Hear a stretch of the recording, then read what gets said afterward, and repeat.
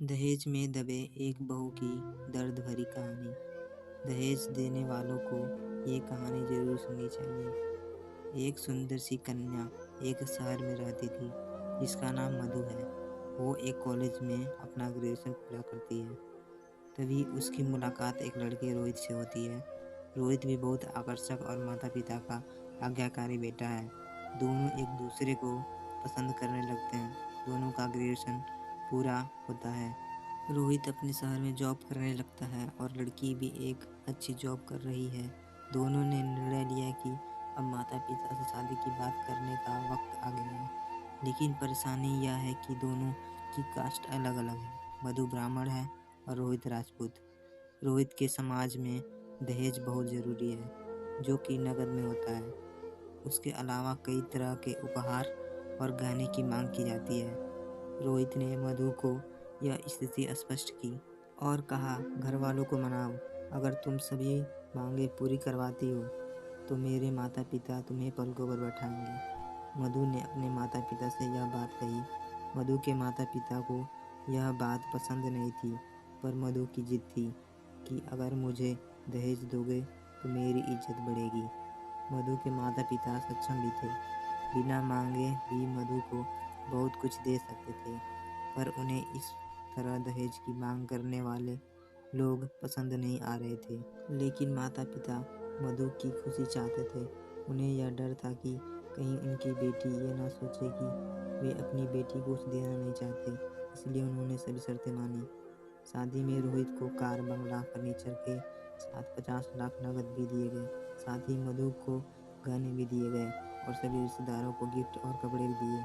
शादी बहुत धूमधाम से की गई, कोई कमी नहीं छोड़ी गई। मधु को मन ही मन यह गुमान था कि कास्ट अलग होने के बावजूद माता पिता ने उसकी शादी ससुराल के हिसाब से की। मधु को विश्वास था कि उसे बेटी बनाकर पलकों पर रखेंगे। उसे वही प्यार दिया जाएगा जो उसके माता पिता ने दिया, क्योंकि उसने अपने ससुराल का मान रखा है।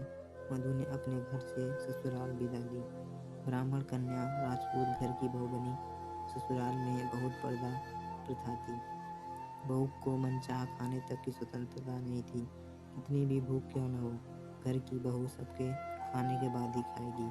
यहाँ तक कि उसे घर के पुरुषों के सामने बैठने तक की इजाज़त नहीं थी। मधु ने इस बात पर एतराज़ दिखाया, पर उसकी किसी ने ना सुनी।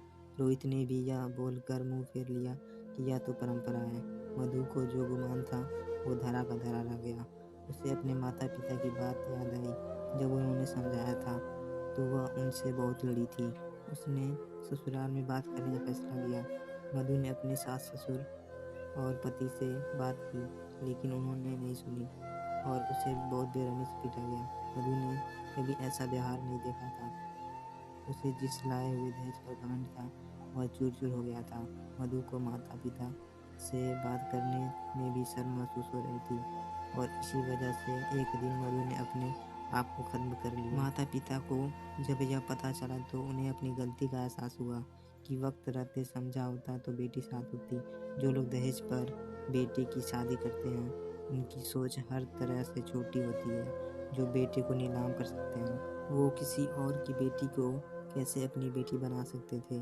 दहेज कभी खुशियों की चाबी नहीं बन सकता। यह बात सभी को समझनी होगी।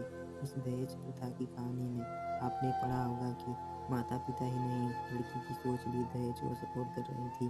कई बार लड़कियों को दहेज का गुमान हो जाता है, पर जो लोग लोभी होते हैं वो कभी अच्छे नहीं हो सकते।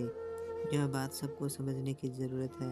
आपको यह कहानी कैसी लगी कमेंट सेक्शन में ज़रूर बताएं। ऐसे इंटरेस्टिंग और मज़ेदार स्टोरी सुनने के लिए चैनल को सब्सक्राइब जरूर करिए।